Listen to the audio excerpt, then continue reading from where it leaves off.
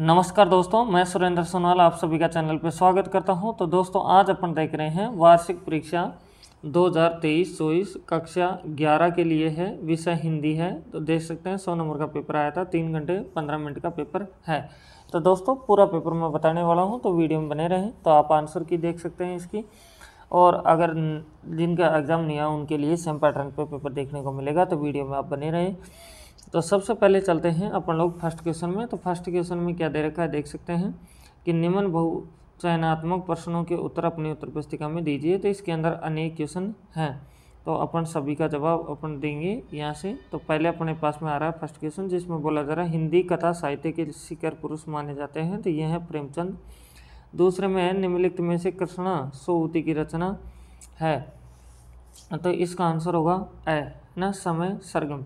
तीसरे में विदाई संभाषण के आधार पर लेखक के अनुसार बिछुड़न का समय होता है। तो ये है शांत।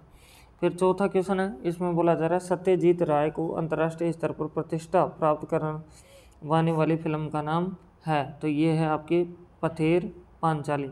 पांचवें में है निम्नलिखित में से मीरा जिस काव्य धारा की महत्वपूर्ण भक्त कवित्री थी, तो उसका होगा। तो पांचवे का जो आंसर होगा दोस्तों ये है आपका द प्रेम मार्गी धारा। तो अब चलते हैं दोस्तों नेक्स्ट छठे नंबर क्वेश्चन में। तो इसमें अपन से दे रखा है दोस्तों कि कबीर ने किताबी ज्ञान के स्थान पर निम्नलिखित को प्रमुखता दी है। तो इसमें अपन को छठे में बताना है। तो इसका आंसर होगा ए। फिर इसमें सातवां है जनसंचार का सबसे नया लेकिन तेजी से लोकप्रिय हो रहा है माध्यम है इंटरनेट। तो फिर आठवें में हिंदी का पहला साप्ताहिक पत्र था। तो ये है ए। तो फिर नौवें क्वेश्चन में निम्नलिखित में से तत्सम शब्द नहीं है। तो ये अपन से पूछा जा रहा है। तो नौवें क्वेश्चन का जो आंसर होगा ये है ब। फिर है 10वां क्वेश्चन, जिसमें बोला जाए सब किसी पत्र ज्ञापन इत्यादि का उत्तर समय पर प्राप्त नहीं होता है, तब याद दिलाने हेतु भेजे जाने वाले पत्र को कहते हैं। तो इसके अंदर होगा 10वें के अंदर जो आएगा ये आएगा ब अनुस्मारक। अब चलते हैं दोस्तों इसके 11वें क्वेश्चन में। तो 11वें क्वेश्चन में क्या है देख सकते हैं, बोला जा रहा है राजस्थान का लोक नृत्य है। तो राजस्थान का लोक नृत्य कौन सा है? तो इसका आंसर होगा द घूमर। फिर 12वां क्वेश्चन है, जो बोला जा रहा है जो सदा से चलता आ रहो। तो इस वाक्य के लिए प्रयुक्त एक शब्द है। तो ये अपन से पूछ रहा है। तो ये है सनातन। फिर दोस्तों दूसरे क्वेश्चन पे आ जाते हैं। तो दूसरे क्वेश्चन में अपन से जितने भी दे रखे हैं ये सभी आपके ब्लैंक वाले हैं। तो इनका जवाब भी अपन लोग देते हैं। तो पहला क्वेश्चन क्या है, जिस शब्द में लिंग वचन कारक आदि के कारण रूप परिवर्तन नहीं होता है वे कहलाते हैं। तो वे कहलाते हैं दोस्तों अवयव। क्या कहलाएंगे? अवयव। ठीक है। फिर अपन चलते हैं दूसरे में। तो बोला जा रहा है किसी शब्द के समान अर्थ की प्रतीति कराने वाले शब्द कहलाते हैं। तो ये कहलाते हैं पर्यायवाची। क्या होगा? पर्यायवाची शब्द कहलाएंगे। फिर इसके बाद तीसरे में बोला जा रहा है वे शब्द जिनके सार्थक खंड नहीं किए जा सकते तथा अन्य शब्दों के योग से नहीं बनते हैं वे कहलाते हैं। तो वे कहलाते हैं रूढ़। क्या कहलाते हैं? रूढ़। फिर चलते हैं दोस्तों नेक्स्ट क्वेश्चन के ऊपर। तो नेक्स्ट क्वेश्चन अपने पास में आता है, ये देख सकते हैं चौथा, जिसमें बोला जा रहा है जिस वाक्य में एक उद्देश्य एवं एक विधेयक हो वह वाक्य कहलाता है। तो वह वाक्य क्या कहलाता है? आपका सरल वाक्य, जिसको क्या कहेंगे? सरल वाक्य। अब पांचवें में चलते हैं। तो इसमें बोला जा रहा है परिश्रम करने वाला कभी नहीं हारता। इस वाक्य में अवयव है। तो इसमें होगा आपका कभी। क्या हो जाएगा? कभी आपका आंसर हो जाएगा। फिर छठा क्वेश्चन है अविकारी शब्द मुख्यतः प्रकार होते हैं। तो इनके होते हैं 4 प्रकार। कितने होते हैं? 4 प्रकार। दोस्तों अगर चैनल पे फर्स्ट टाइम में विजिट करें, चैनल को सब्सक्राइब करें, बेल आइकन प्रेस करें, अपने दोस्तों के पास शेयर करें। तो अब चलते हैं दोस्तों तीसरे क्वेश्चन में। तो इसमें बोला जा रहा है आपको निम्नलिखित अपठित गद्यांश को पढ़कर ध्यानपूर्वक पढ़कर सभी प्रश्नों के उत्तर दीजिए। तो गद्यांश को ध्यान से पढ़ लें दोस्तों। मैंने पढ़ लिया है। ये धन के ऊपर बातें कही गई हैं इस गद्यांश में। तो जितने भी क्वेश्चन हैं इन सभी के अपन जवाब दे देते हैं। तो दोस्तों देख सकते हैं आपके पास में पहला क्वेश्चन में क्या दे रखा है कि उपयुक्त गद्यांश का उचित शीर्षक लिखिए। तो ध्यान से सुनेंगे एक एक आंसर।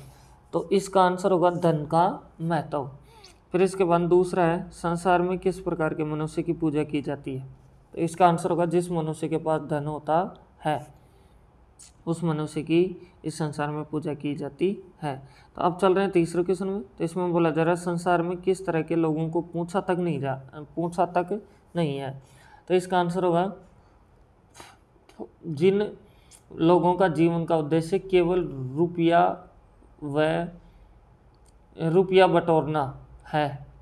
रुपया बटोरना है, उनकी प्रतिष्ठा कम हुई, अधिकांश अवस्थाओं में उन्हें किसी ने पूछा तक नहीं। ये आपका आंसर हो जाएगा। चौथे में दे रखा है मानव समाज किस प्रवृत्ति अवश्य होता है।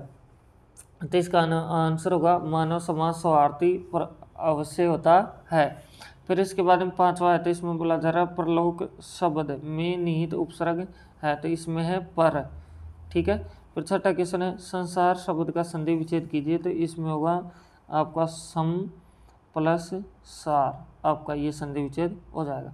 तो दोस्तों अब चलते हैं अपन लोग चौथे क्वेश्चन में। तो चौथे क्वेश्चन में अपन से क्या बोला जा रहा है, निम्नलिखित अपठित पद्यांश को ध्यानपूर्वक पढ़कर उत्तर दीजिए। तो इस पद्यांश को ध्यान से आप लोग पढ़ लें और फिर आराम से इसके जितने भी क्वेश्चन हैं इनके जवाब आप दे सकते हैं। तो मैं चलता हूँ पहले क्वेश्चन में। तो पहले क्वेश्चन का आंसर मैं आपको बता देता हूँ, जिसमें अपन से बोला जा रहा है उपरोक्त पद्यांश का उचित शीर्षक लिखिए। तो इसका आंसर जो आएगा ये आएगा खेत की हरियाली। क्या होगा, खेत की हरियाली। फिर इसका दूसरे में है खेतों में दूर तक क्या फैला हुआ है। तो इसका आंसर लिख सकते हैं आप, खेतों में दूर दूर तक मखमल की तरह मुलायम हरियाली फैली है। फिर इसमें तीसरा है, तो इसमें बोला जा रहा है सोने की किंकिणियाँ किसे कहा गया है। तो इसका आंसर होगा सोने की किंकिणियाँ अरहर और सनई की फसल को कहा गया है।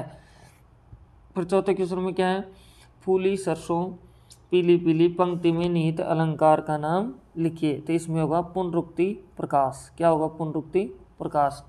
फिर इसमें पांचवें में है जो गेहूं में बाली आने से कौन रोमांचित है। तो इसका आंसर है धरती खुशी से रोमांचित होती है। फिर छठे क्वेश्चन में है मखमल पेटियों से कौन लटकी हुई है। तो इसका आंसर होगा मखमल पेटियों से छिमियाँ लटकी हुई है। ये आपके आंसर हो जाएंगे। अब दोस्तों अब चलते हैं अपन पांचवें क्वेश्चन में। खंड बह चुका है यहाँ से, और ये जितने भी क्वेश्चन हैं आपको 40 शब्दों में आपको उत्तर देना है। तो दोस्तों आपको मैं बता दूं ये सभी बुक के क्वेश्चन हैं, तो अब इनका भी अपन लोग देखते हैं। तो यहाँ से सबसे पहले अपन लोग पांचवें क्वेश्चन की बात करते हैं। तो इसमें बोला जा रहा है गलता लोहा के पात्र मोहन की चारित्रिक विशेषता लिखिए। ऐसे छठे में निर्भय भैया कछु नहीं व्यापे कटे कबीर दीवाना। पंक्ति कबीर ने क्या भाव व्यक्त किए हैं। तो ये जवाब देना है आपको। 3-3 नंबर के क्वेश्चन है सभी।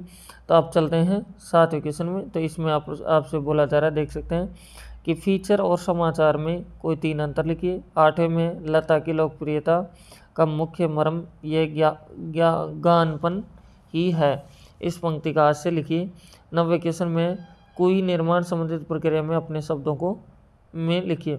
इसके बाद में है आपके पास में खंड है, जिसमें दे रखा है प्रश्न संख्या 10 से 14 उत्तर सीमा 60 से 80 शब्द, प्रश्न संख्या 15 उत्तर सीमा 100 शब्द। तो 10वें क्वेश्चन में आता है। तो 10वें क्वेश्चन में आपको क्या दे रखा है, देख सकते हैं। तो एक और आंदोलन का मसला मिल गया, मन्नू भंडारी की पटकथा में निहित पात्र की मानसिकता को अपने शब्दों में लिखिए। ये नहीं आता था, आप नीचे वाला कर सकते हैं, जिसमें दे रखा है आज गीता पाठ करके दंड 260 करके कविता के आधार पर पिता की व्यक्तित्व विशेषता लिखिए।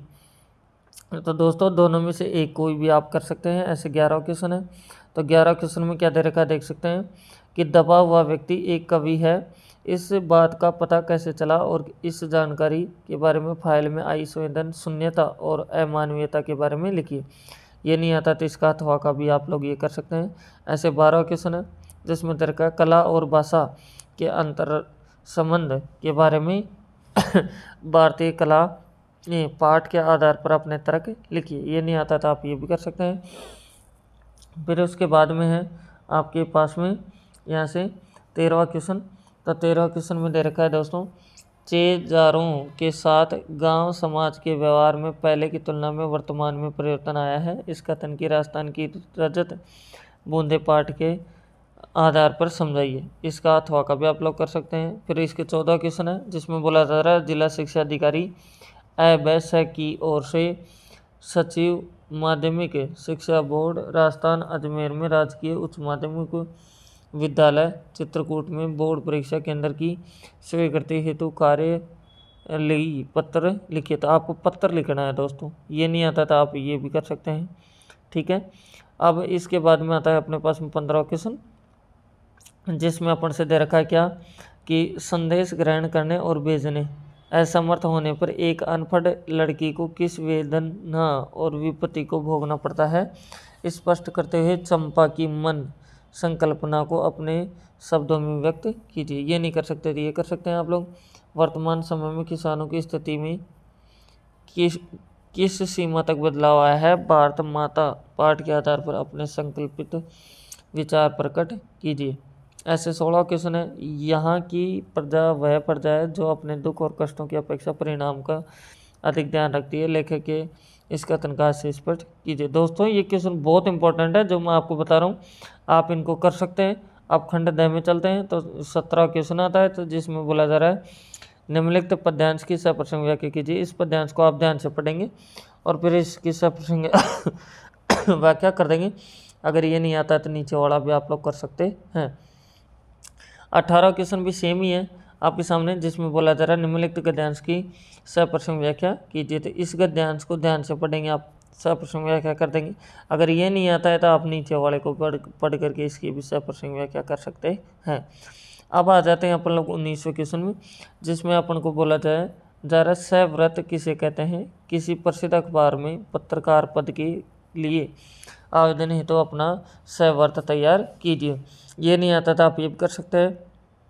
किसी को जनसंपर्क अधिकारी मानते हुए अखिल भारतीय साहित्य और सांस्कृतिक बोर्ड में लिए गए निर्णय के अनुसार लेखकों एवं कलाकारों के पारिश्रमिक में वृद्धि के संबंध में प्रेस विज्ञप्ति निर्धारित प्रारूप में तैयार कीजिए।